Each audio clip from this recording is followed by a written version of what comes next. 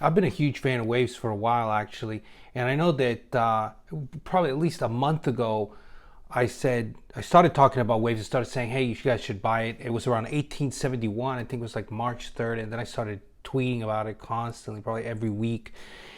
So I'm really happy to see it perform well. It's up like 57% for the week. Yesterday, it had a really big bounce of over 40% in just one day, making it one of the top performing alts of, I would say, at least the top 150. Now, also, Des Social did pretty good, and I actually never talked about that, so I give credit to those who have, which went up like 100%.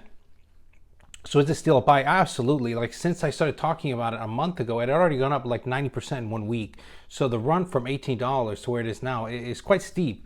But I think it's a lot of in the altcoin market is about momentum. People always try to find like, okay, well, how do I know if a project's going to go up?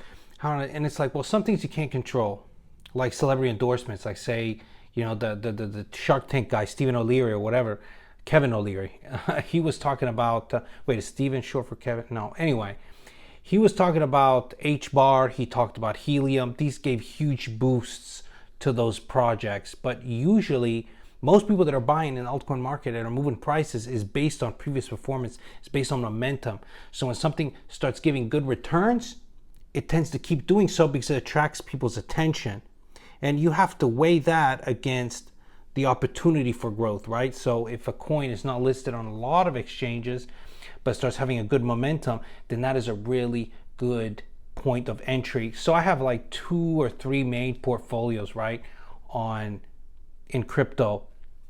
I even have a Coinbase one. On Coinbase, I invest weekly, right, on Coinbase Pro, and I buy things like Terra, Avalanche. No, wait, not Terra, sorry, but Avalanche, Solana, CRO. I buy these every single week, and it's performed well. But actually, on Crypto.com and on other exchanges where I have more of the smaller altcoins, have outperformed that Coinbase portfolio. And mainly, that's the thing. If you want to make really big returns, the smaller cap coins have that potential. We've seen also Ethereum Classic do a huge run. So there's a lot of opportunity there. I think Waves can go much higher. We could see multiple 100%. I could see it much higher. We're talking $200-$300 per Waves. So you guys don't know Waves. This is an OG coin, which we have seen kind of old school coins that haven't hit the main price point, that haven't, gained as much as other ones, have had the opportunity to do so more recently. Waves is one of those. This is one that was one of the first to make it simple for people to create their own coins.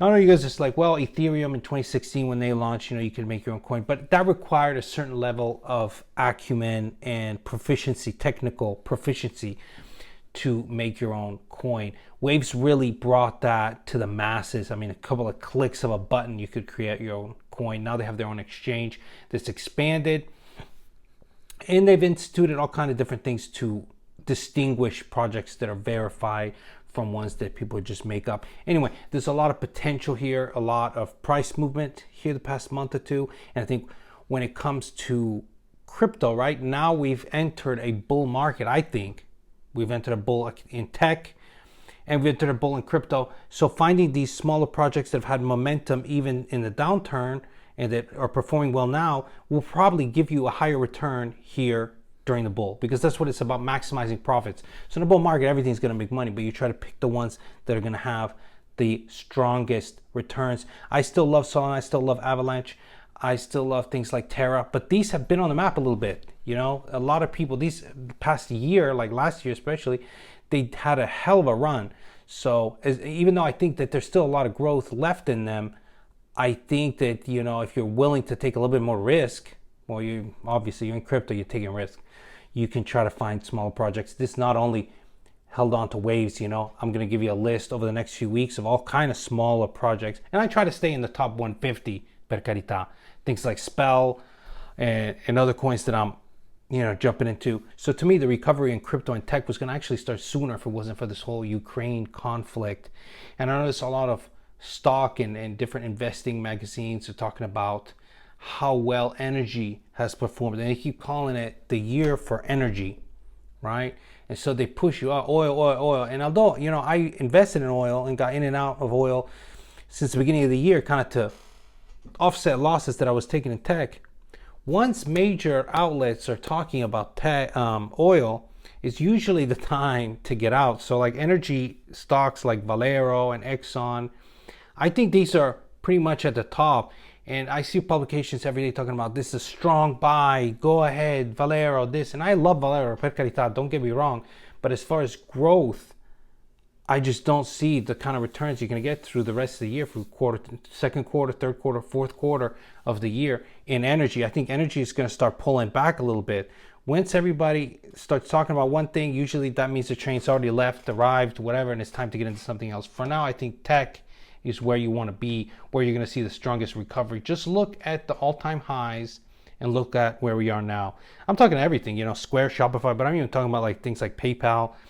Tesla just did a run for 8%. So if you've been waiting, because the past 2 months have been brutal in tech, now's a good time to get back in. I've been back in 2 or 3 weeks now, jumping in and out of oil. But soon I'm just going to, when I see that performance, I'm just going to stick to tech and not bounce anymore, because I try not to actively trade unless there are these crazy swings that are a little bit easier to predict. Like I said in my last video, when we talk about jumping in and out, usually I look, when oil is going up pre-market in futures, I tend to get into things like Valero or Exxon for the day, right? And when I see that the oil price is down massively, well, then I try to get into tech. And this has worked out, man, I have to say 9 out of 10 times, that's what it works out to be. So I get to kind of avoid these 5 to 10% drops we have in tech because it's very volatile. And tech and crypto are very tied. So pre-market in the stock market, you can see if you see a big bounce in crypto, then you know money's flowing into tech and you can kind of ride that wave. But anyway, this is just, how I do things. I'm always trying to find kind of patterns. And it's true, sometimes it's an illusion. We try to find patterns everywhere. Sometimes they're not real patterns, but I only need like a 89%, to where it pans out. And the more indicators you can get together, the better. Did you guys see the Meet Our Team thing? I put this together. I did a different version of it, which I actually hadn't made it. I shared one and had just like 3 or 4 people. Then I decided to make my own. And so I put like the Elizabeth Holmes as a CEO, which the old one had her. And I saw her documentary on Hulu. It's still going on. So there's like a few episodes left, but great show. Martin Shkreli or whatever, that's the guy from, the HIV drug or whatever.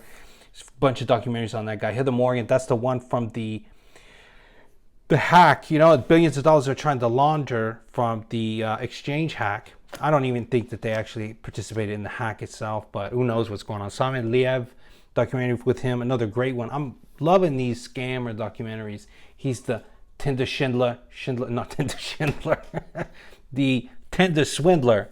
I capito. The Tinder Schindler is Richard Hart. I heard he recently changed his Tinder location to Kiev and is bringing in broads, so we call him the Tinder Schindler. But that guy Simon Liev, I don't know if you saw the documentary, but just kind of insane. At first, I was like, "Oh man, these girls are really naive," And then you watch the documentary, you feel sorry for them a little bit.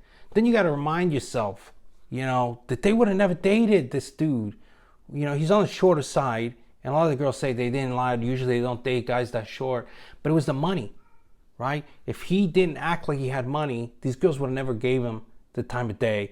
So it was kind of, I don't know. They were kind of in a way using him, then he turned out to be a bigger user, right? So, but still, it's still shitty what he did, of course, so he's a piece of shit. And Anna Delvey, another documentary on Netflix, she's a real piece of something, man.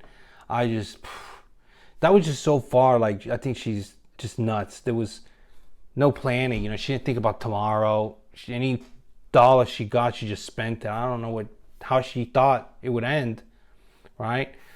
Matt Lauer, Human Resources. A lot of people don't know this, but Matt Lauer had a whole scandal a la Epstein with, not a la Epstein, but a la, who's the other guy in Hollywood? Damn, dude, what the hell is that guy's name? Weinstein. Matt Lauer had a scandal a la Weinstein where he, got accused of, sexual harassment, all kind of different stuff. So they fired him. So I thought it'd be funny you put him in Human Resources, but you could have chose anybody. Craig Grant, my favorite. If you guys look back, I did a bunch of videos about Craig Grant, and his, this is my Bitcoin wallet. I miss that guy. I wonder where he's at, man. Him and his son, you know, I forget his name, son's name. He's also on YouTube. Trevon James, that's it. He actually is promoting Hex. Then people wonder why people, you know, distrust Hex. It's like, man, you got Trevon James promoting Salma Melganaris or whatever. She's the one in that Bad Vegan documentary. This one, like when I saw the show on Netflix, I didn't even want to watch it. I thought it was stupid. Then I watched it and it really drew me in. And it's another one of those where she acts like she's kind of the victim, but she only married the dude because she thought he had money, you know. So anyway, Billy McFarland, another documentary on Netflix of the Fire Festival. You guys heard about that? Big freaking shit show. Richard Hart, which doesn't have a documentary, but we're probably gonna see one once Hex, you know, fucking blows up. I hope everyone's doing well, you know. Tell me, you guys, the projects you're investing in. Maybe I can cover some more of this stuff, and I'm going to try to get into more altcoin investing. I'm glad we're seeing some profits, and I'm glad the market is picking up. But regardless, you know, I was doing videos and into it even when it wasn't, so it is what it is. Let's hope we see some new all-time highs, which I think we will, to 100,000 BTC. Here we go. Okay, thank you guys for tuning in. As always, buy red and sell green.